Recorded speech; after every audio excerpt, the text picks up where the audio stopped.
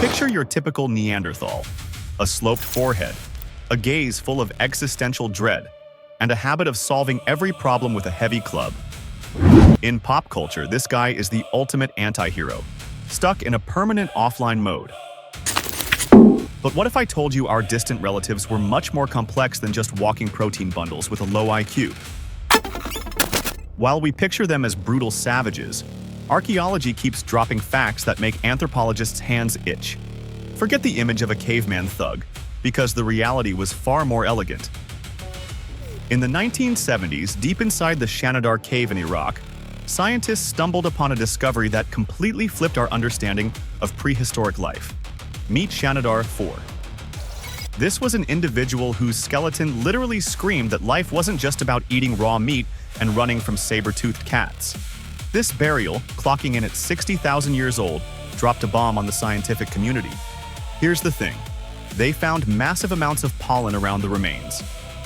And not just random dust blown in by the wind, but very specific wildflowers, yarrow, cornflowers, and ground. Think about the scale of this. It's the harsh Stone Age, the Ice Age, a relentless struggle for survival where one wrong step could be your last. And yet, a group of people takes a massive amount of time to gather bouquets, carry them across the rocks, and carefully arrange them in a grave. This wasn't just a burial. This was prehistoric social media, an attempt to cement status or express feelings that we usually just post on our feeds today. Why waste energy on grave decor when your only job is to survive? Either Neanderthals were incredible aesthetes, or they had a complex social code that we're still trying to crack. Why did these specific plants end up in the exact soil layers where our hero was resting? Was this history's first attempt to create a beautiful picture for eternity? Or maybe a final gesture full of a tenderness we never even suspected they had? The answer is hidden in the pollen. It became a silent witness to how Neanderthals stepped beyond pure biological survival and started to truly live. We like to think of ourselves as the crown of evolution. But this floral paradox hints that someone long before us already knew how to say a beautiful goodbye, leaving behind more than just bones, leaving behind something that looks exactly like deep emotional attachment. We are still trying to figure out who this man really was, this unwilling hero of an ancient drama. His grave is a portal to a world where death stopped being just the end and became the reason for one final, deeply important gesture. So, if you thought romance was a recent invention, Shanidar 4 is ready to argue with you, even tens of thousands of years later. Now we have to figure out what exactly drove these people in those freezing times, when every flower was worth its weight in gold, and expressing grief became an act of art. The story is just beginning, and we've got plenty of discoveries ahead that will force us to rethink the intelligence and emotions of those we so carelessly wrote off. Imagine living in an era where the only way to survive is to keep running. Your body is your ultimate tool, and any injury is basically getting fired without a severance package. In such a brutal reality, the logical move would be to just leave a fallen comrade to the hyenas and keep moving, without carrying dead weight. 95. But suddenly, history takes a strange turn. Ancient humans start spending precious time building graves. Why? This wasn't just an act of humanity, but a massive social upgrade. Death stopped being the biological finish line and turned into a complex ritual that cemented the group's status. When we look at the remains in Shanidar Cave, carefully laid on a bed of flower pollen, we realize something profound. This is where empathy was born. This was the exact moment Neanderthals realized their connection was stronger than just physical bodies. The grave became a kind of memorial plaque, saying, "This person was a part of us, and they matter even when they've stopped breathing." Archaeologists keep finding skeletons with healed fractures, injuries that would have guaranteed a quick death in the wild. Someone brought them food. Someone protected them. Someone bandaged their wounds while their bones knitted back together. This completely shatters the myth of savages who only cared about eating their neighbors. What we are looking at is a society where caring for the weak and the elderly became the very foundation of survival. Taking care of the vulnerable took a colossal amount of effort. But it was exactly this strategy that allowed us to pass down knowledge accumulated over generations. The burial ritual was the peak of this process. By laying the body in the ground, the tribe was recording a life story, turning it into collective memory. It was the first step toward realizing that we aren't just a collection of cells, but carriers of culture. But wait. If Neanderthals, traditionally seen as rough and violent, showed this much care, why did they still go extinct? Maybe their social upgrade was too focused on their own tight-knit circle, while the world around them started changing faster than they could adapt. We usually think of progress as new iPhones and quantum computers. But the truth is, progress really started the day someone decided not to abandon their limping friend in the forest. That single decision changed everything. It laid the moral and ethical groundwork that we still use today. Every ancient burial isn't just a hole in the ground, it's a declaration of humanity. And now, looking at these ancient monuments, we have to ask ourselves an uncomfortable question. How much of those primitive ritual makers is still left in us? And what have we permanently lost in our endless chase for comfort? The answer lies in how we treat those who can no longer be useful. Because if death is a social marker, how does our society look in the eyes of eternity today? Here's the catch. Maybe we've become a little too efficient and a little too indifferent, forgetting that embracing the vulnerability of others is exactly what made us human in the first place. Have you ever wondered why archaeologists love to romanticize death so much? They find some pollen in a 12,000-year-old grave and immediately paint this idyllic picture. A grieving prehistoric human gently laying a bouquet of wildflowers on the chest of the deceased. It looks like the perfect social media post, designed to prove our ancestors had delicate souls and a poetic view of the world. But let's take off the rose-colored glasses and switch to cynical naturalist mode for a second. What if we're just seeing what we want to see?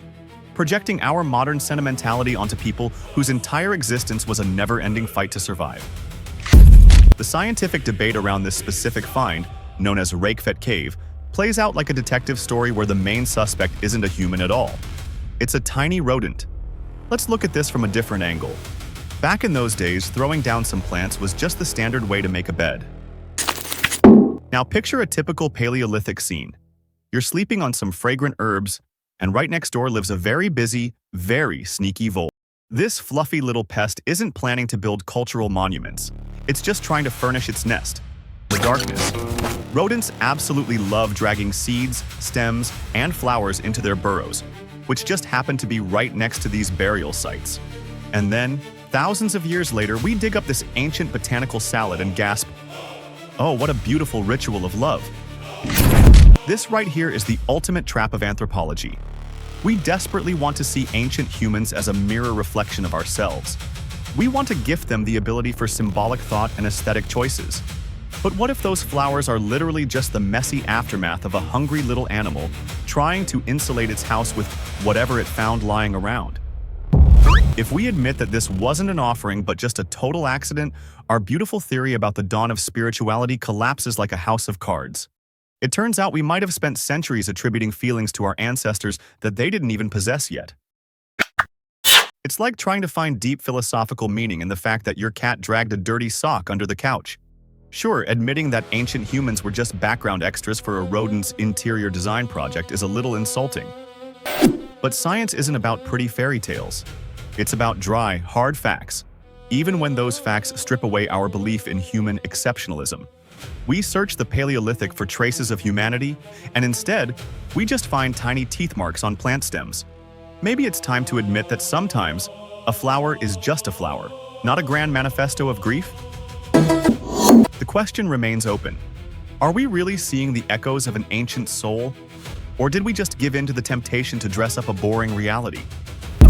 Next time you see another romanticized interpretation of an ancient discovery in a museum, ask yourself a question. Did this Paleolithic herbarium just fall victim to our obsessive need to tell a good story? The real answer might be much more mundane than we'd like to admit, and honestly, that only makes it more interesting. Because the unfiltered truth always hits harder than the most beautiful legend we invent, just so we don't feel quite so alone in this massive, indifferent universe. Your DNA is not just some boring assembly manual for your body. It's a personal archive holding the passwords to every door humanity has ever opened. Hiding inside every single one of your cells is a tiny piece of code passed down, straight from those Neanderthals in the Zagros Mountains. We're used to treating them like strangers, an evolutionary dead end. But genetics insists otherwise. We are their direct continuation. We are a hybrid project where the rage of a hunter collided with the very first sparks of conscious kindness. The fact that Neanderthal sequences are still pulsing through the modern human genome proves one thing. We didn't just replace them. We absorbed their experience, turning it into a permanent part of our own psychology. Think about that the next time you're standing in a flower shop, agonizing over whether to buy white roses or wildflowers. Why does your heart physically ache with the desire to make someone you love happy, even if it costs you extra time and money? That impulse isn't a quirk of modern civilization, and it's not some marketing trick. It is a direct echo of that very ritual in Shanidar cave. When your ancient relative gathered medicinal herbs and bright buds to decorate the path of someone stepping into eternity, they were laying the groundwork for our empathy. They were teaching us to look at another person not as competition for a piece of mammoth meat, but as a living soul deserving of respect and warmth. Evolution is a highly pragmatic lady. She doesn't waste resources on useless features. If caring for your neighbor didn't provide a massive biological advantage, this mechanism would have atrophied a long time ago, just like our tail. But we keep buying bouquets, writing touching messages, and crying over movie characters. Why? Because the ability to feel someone else's pain and joy is our absolute ultimate survival tool. We survived as a species not because we held the sharpest clubs. We survived because we learned how to bond through rituals that gave our lives meaning. Every small gesture of attention you make today is a tiny triumph over the freezing dark of the Paleolithic. We are carrying a baton that was handed to us in the shadows of the Stone Age. So the next time you give someone flowers, remember this. You aren't just making a nice gesture. You are repeating an ancient, sacred act of acknowledging another human being. You are proving that the spark ignited tens of thousands of years ago in the Iraqi mountains never went out. It became the mirror in which we still see not only our own reflection, but our unbreakable bond with the entire history of our species. We are those Neanderthals. We just swapped our caves for apartments, but we kept the most important thing of all, the desperate need to love against all odds.